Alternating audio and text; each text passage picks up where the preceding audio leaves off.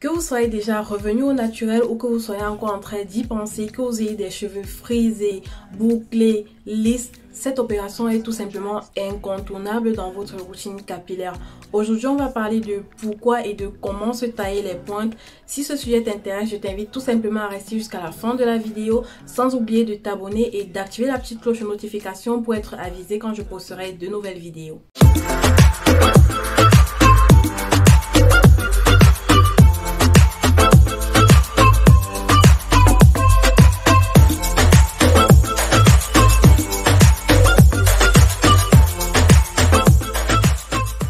Comme je le disais tout à l'heure, que vous ayez des cheveux bouclés, frisés ou lisses, vous devez savoir que tous les types de cheveux sont concernés par ce genre d'anomalie ou de défaut, je vais appeler comme ça. Mais il est important de souligner que les cheveux crépus, de par leur texture en spirale ou en ressort, pour vous donner une idée de quoi je parle, sont les plus susceptibles de présenter ce type d'anomalie ou de défaut au niveau des pointes. Il est donc important de savoir prendre soin de ses cheveux, de savoir qu'est-ce qui cause ces anomalies pour réduire leur apparition.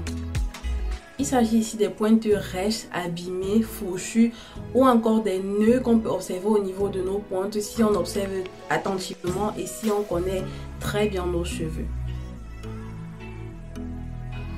On va se concentrer ici sur les cheveux bouclés et frisés et vous devez savoir que peu importe à quel point vous êtes maniaque dans la façon de prendre soin de vos cheveux, peu importe à quel point vous êtes assidu, peu importe à quel point vous êtes expert, il est impossible de ne pas avoir des nœuds ou des fourches au niveau des pointes de vos cheveux avec le temps.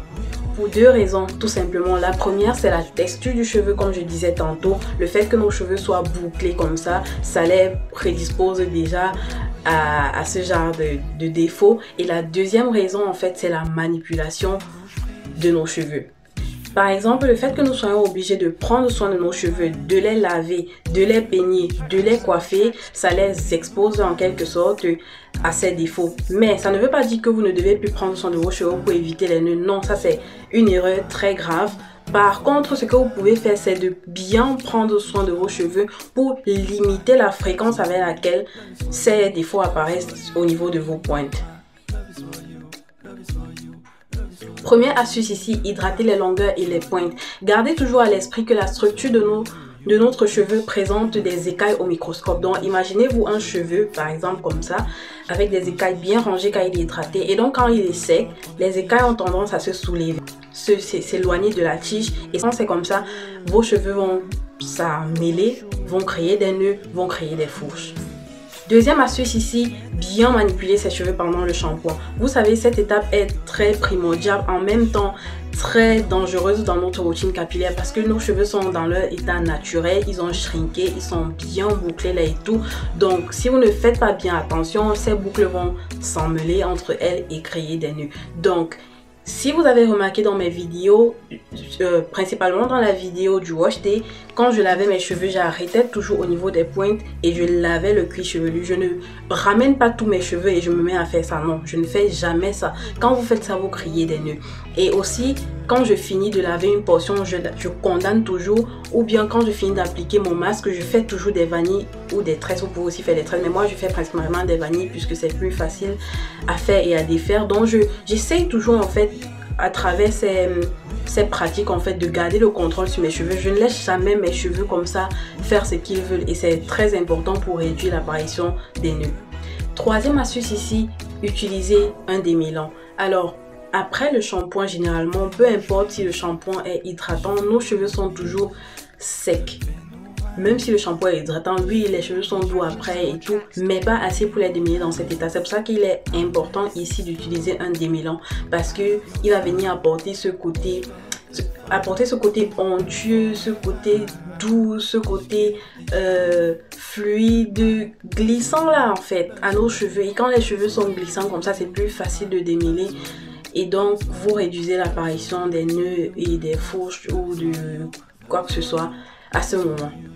Quatrième astuce, les coiffures protectrices, les filles. Faites les coiffures protectrices. Faites les vanilles, faites les twists ou les vanilles après vos soins. Faites les nattes. On parle bien des coiffures protectrices, hein, pas des coiffures destructrices comme les coiffures qui commencent ici, qui agressent le cuir chevelu, qui sont serrées, tout ça. Non, on parle bien des coiffures protectrices qui respectent votre cuir chevelu et vos cheveux. Donc, faites des coiffures après vos soins. Ne laissez pas vos cheveux faire ce qu'ils veulent, sécher en étant crépus, tout ça, bouclé trop façon là, non. Et aussi il y a cette coiffure que je vois plein de personnes faire et ça me sidère à chaque fois quand je vois ça, le fait de laisser ses cheveux comme ça relâchés, genre ils ont l'habitude d'attacher avec les bandeaux, genre elle se lève un petit le matin comme ça, elle veut sortir, elle veut faire une coiffure vite fait, elle prend son spray, elle arrange un peu bien ses cheveux, elle arrête avec son bandeau, elle sort, genre les cheveux sont comme ça entre eux.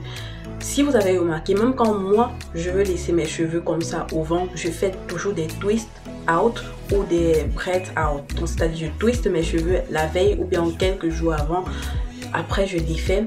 Et ça me permet d'avoir des petits tas en fait, des petites portions, bon, des moyennes portions. Je ne laisse jamais chaque brin de mes cheveux comme ça vivre sa vie. Non, quand vous laissez dans cet état et vous sortez, ça va que s'emmêler. Ça ne va que s'emmêler sous l'effet du vent, de l'humidité, de la chaleur. Ils vont s'emmêler. Donc les filles, faites des twist out, faites des braids out, mais ne laissez pas vos cheveux comme ça dans cet état. Vous attachez avec le bandeau, vous vaporisez. Quand c'est un peu de la soupe là, vous sortez. Non. Quand vous faites ça, ça vous crée des nœuds, ça vous crée des fourches. Et aussi quand vous faites même un braid out et tout, quand je veux me coucher le soir, je refais des nattes ou bien je refais des vanilles.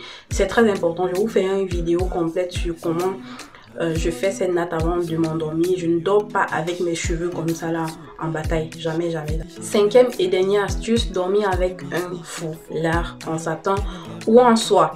Le fait de dormir sans attacher ses cheveux, ça crée le frottement avec l'oreiller et si votre oreiller n'est peut-être pas en soie ou en satin, ça va créer donc le frottement et entraîner les fourches, les nœuds et tout. Donc même si vous avez fait des vanilles, vous avez remarqué que vos vanilles le matin sont plus comme la veille.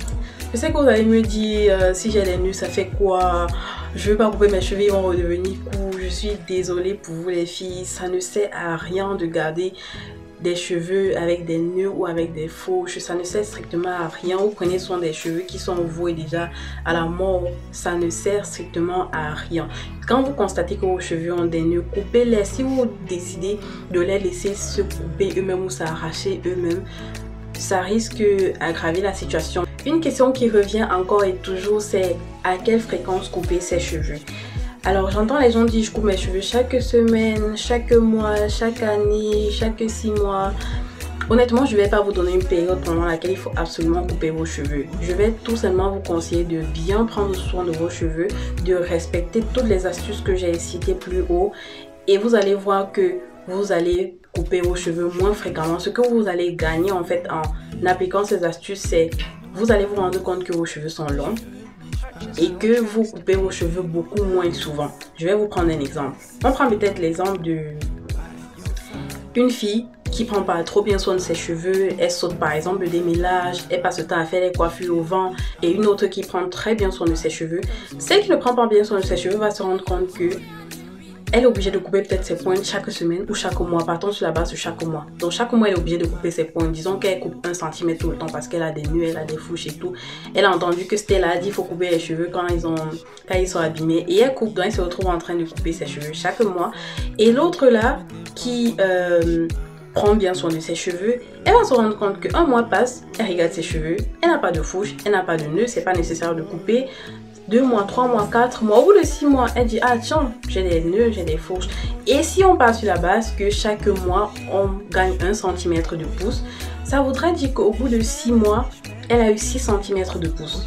Et donc elle regarde ses cheveux, elle a des nœuds, elle se voit obligée de couper 1 cm. Ça fait qu'elle a quand même gardé 5 cm. Or celle-là, qui passe son temps à couper ses cheveux chaque mois, genre 1 cm chaque mois, elle va voir que ses cheveux, elle aura l'impression en fait que ses cheveux ne poussent pas, que ses cheveux stagnent et elle va se dire bah je comprends pas trop, mes cheveux ne poussent pas, hein, je suis démotivée, mes cheveux ne peuvent jamais être longs. Non, c'est pas ça, c'est juste que tu prends justement pas bien soin de tes cheveux. Donc je ne vais pas vous dire de couper vos cheveux chaque 3 mois ou quoi. Observez tout simplement vos cheveux, prenez bien soin de vos cheveux et vous allez voir que vous les coupez beaucoup moins fréquemment. Je conseille de couper ses cheveux quand ils sont secs. Pourquoi? Parce que je pense que la coupe, je ne pense même pas, j'ai remarqué que la coupe est beaucoup plus nette en fait sur un objet sec que sur un objet mouillé. Si on prend peut-être l'exemple d'un tissu ou bien vous allez remarquer que si vous coupez un tissu sec et un tissu mouillé, la coupe sera beaucoup plus nette sur le tissu sec. Et c'est pareil avec nos cheveux, d'autant plus que quand nos cheveux sont mouillés et rétrécissent, ce sera plus difficile de voir vraiment à quel niveau il faut couper. Donc je vous conseille de couper vos cheveux quand ils sont étirés comme ça. Là mes cheveux sont étirés avec du fil. Je vais vous laisser la vidéo de ma méthode en haut. Donc vous étirez vos cheveux, vous pouvez les laisser comme ça dans cet état. Vous tirez bien, vous coupez là où ça déborde ou alors vous faites des twists ou des nattes comme je m'apprête à le faire. Vous allez me tuer, mais je me rends compte à ce moment précis que la vidéo elle est très longue, donc je dois devoir la couper à ce niveau. Donc je vais plus montrer comment je coupe les pointes, mais plutôt dans une autre vidéo, d'accord? Donc je vais poster les deux vidéos simultanément. Donc après avoir écouté celle-ci, parcourez juste ma chaîne, vous allez retrouver l'autre vidéo où je montre vraiment comment je coupe mes pointes et tout. Donc n'oubliez pas de vous abonner, d'activer la petite cloche de notification, de me laisser vos avis dans les commentaires. On se reprend dans la prochaine vidéo. Bisous!